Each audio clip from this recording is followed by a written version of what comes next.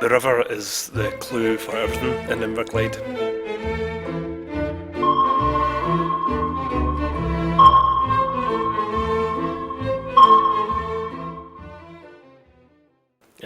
So I tell a joke to school children that it's all about fish and chips, but it's actually about fish and ships. So if you go fishing, society grows, more people are born, you need to get more fish, you need more boats to catch more fish, so you build your own boats. So therefore, by building boats, you create more work, more industry, more things for people to work at, and that's how it starts. You build ships, and then we ended up building some of the best, the biggest, and the most ships in the world. Greenock basically made its money from the ships that traded with Glasgow. Up to a point, you couldn't get up to Glasgow because of the sand or the silt. So all the goods that came into Scotland or into Glasgow came via Greenock and Port Glasgow. But then they decided to dredge the river to make all the ships able to go up to Glasgow. So that significantly changed the actual shape of the river and how it behaved. And it directly affected Greenock because all the ships then went up to Glasgow, didn't pay any money to Greenock, and affected the James Watt Dock, which caused the bankruptcy of Greenock.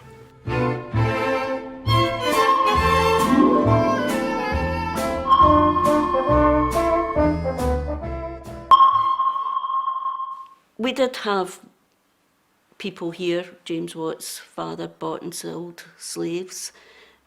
We used, although maybe we didn't employ slaves as such, but we benefited from the cheap labour that slavery used. The triangular trade is basically from Britain to Africa to the Caribbean states, or the Caribbean islands, sometimes to America as well. Basically, you made something here, or you bought something really cheap. And we took them over to Africa, and we sold all these things, and then there was an empty boat, and they filled it with slaves. Packed the slaves as tight as you could so you can get more money, and took them out to the Caribbean. And they were sold, just as cattle was sold. They sold these people into Jamaica, North America, where they worked in the sugar plantations and in the cotton fields and in the tobacco fields. There's quite a few street names, places like Jamaica Street and Tobago Street, Virginia Street. These all reflect the sugar and the tobacco and the cotton. People say that we had nothing to do with slaves and we didn't know about slaves, but here's an advertisement in a newspaper, 1766, and I'll read it out for you. It's a wee advertisement. It says, "Run away from Greenock on Sunday the 15th of August, a Negro man called Cupid. He's aged 25 years of age. He's about 5 feet 4 inches in height. He's a cooper by trade. He was born in North America. His legs are a good deal bended. His face is a little yellow and pock-marked, having lately had the smallpox. The wool on his head has a small mixture of Indian black hair, and he speaks tolerable English. He had on, when he went away, an old green jacket, a pair of trousers, a grey jacket and a hat. Whoever arrests him and gives notice of him or delivers him up to the merchant in Greenock shall have the whole of their charges paid and be very well rewarded for their trouble." Some people got to know about slaves and thought it was dreadful, and they started to have campaigns and petitions, and it was William Wilberforce. He was a politician and he was very strong on how awful it was. And eventually, in around about 1807, there was an Act of Parliament that said British people must not buy or sell slaves. So that bit stopped.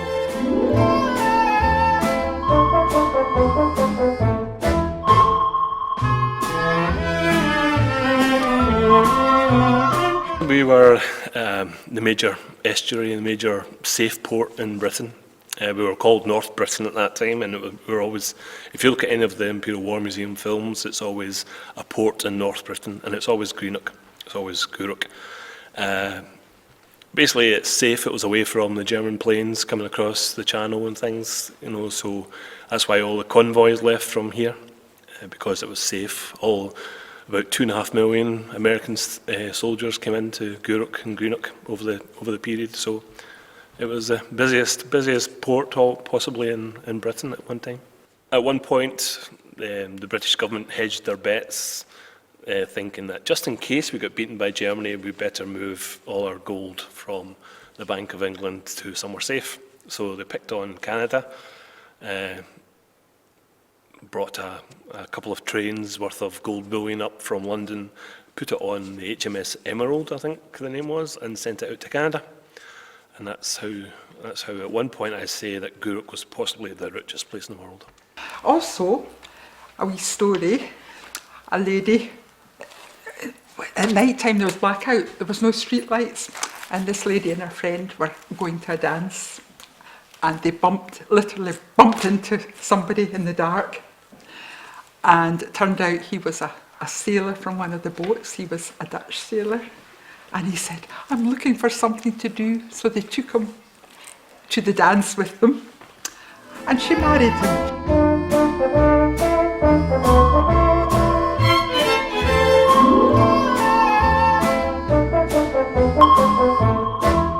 When the shipyards were here, if you happened to be passing the yards when it was time for the men to come out, the traffic stopped and all the men poured out.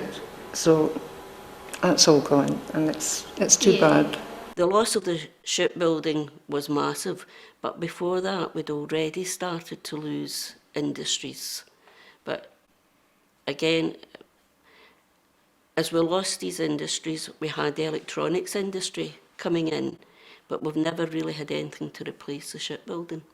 We built oil tankers and sugar boats right up to the time where there was a political decision possibly not to support nationalised industries, which led to the decline and the death of shipbuilding, apart from Ferguson's in Port Glasgow. Because of the size of it, it was easier to be bought over and used for a niche market.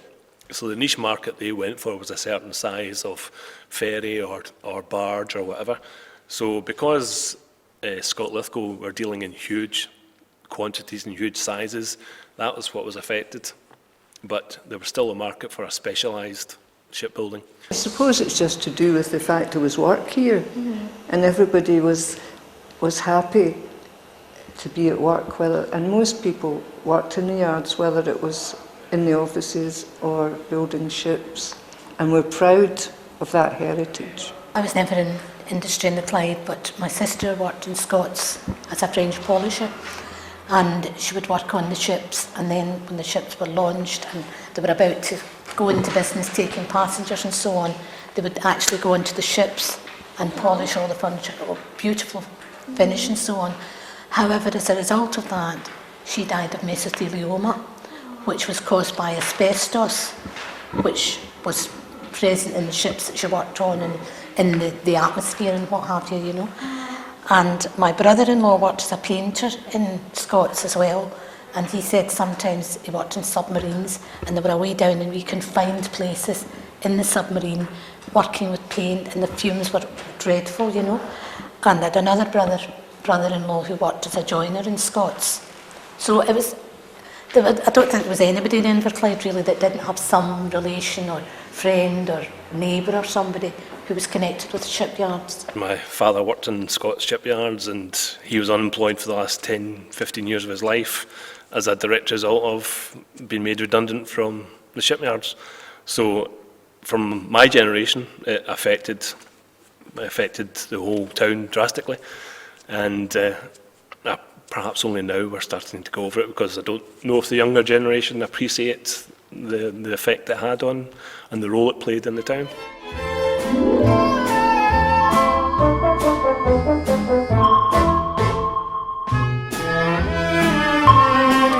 But I think one of the biggest assets is that we now have the cruise ships coming in. Almost every day you see cruise ships coming in. You also see the crews, the foreign crews, Filipinos and so on, in the town and giving a bit of trade to the town and so on. But I think the fact that it makes it seem a more affluent place, the fact that all these cruise ships come to Greenock. I'm hoping that it will bring tourists here, that we as a people get our act together and use what we have. We have the best scenery. We don't use our river the way we should. But we also have the problem in that they no longer dredge the river. So if we don't take care of our river, we could go back to it becoming a little tributary from the Glasgow end, and we would lose what we have. We should be making more of the river, and I hope somebody with some ideas comes and said, you know, let's do this. It's not just about cruise ships, it's about all the other things that you can do around the river. Well, I think if you go to any European city, it's based on a river. They use it significantly, you know. So there's tourist boats. There's plenty of traffic on the river. We should go back to the river more. That's where we started. So why not do more in the way of tourism, you know, pleasure trips or whatever. Just use the river more, or get more access to the river. It would be lovely to see ultra-modern shipyards producing magnificent ships. You know, that would be a real dream. But I think that's the past, and we have to adapt and go on with things and look to the future. And I don't see that coming back again. Current regeneration, we've been working closely with the tourist group in Discover Inverclyde, and we know that we've got a great product in Inverclyde, and the figures that we've had recently from the cruise ship visitors, we've got more and more folk coming to the area now, and we know that we've got a good product to sell there. So I think we need to build on that in the future. I think we need to concentrate more on tourism. As kind of heavy industry kind of, you know, wanes, I think we need to look at other avenues for the economy. And I think that tourism is one area where we could do better. I think the outline in Greenock and Inverclyde will be different. I think there'll be less of an industrial landscape, and it'll be more geared towards business and social. There'll be more social housing down in the waterfront. I think you'll have cafes and bars, restaurants, and there'll be more things to do on the river. We've got such wonderful scenery. It would be great if we could appreciate, local people could appreciate it more. One of the nicest ones, I think, is coming from Glasgow, just as you before Land Bank, come down that corner, and you suddenly see the Clyde for the first time. It's lovely. I would say if you go up the Kilmacombe Road, the view from there's a wee car park just up from the cemetery, and you have a view all over the Clyde, all over Inverclyde from there. I reckon one of the best views is from my kitchen window, and I look at it every morning when I have my breakfast. I sit and look out the window.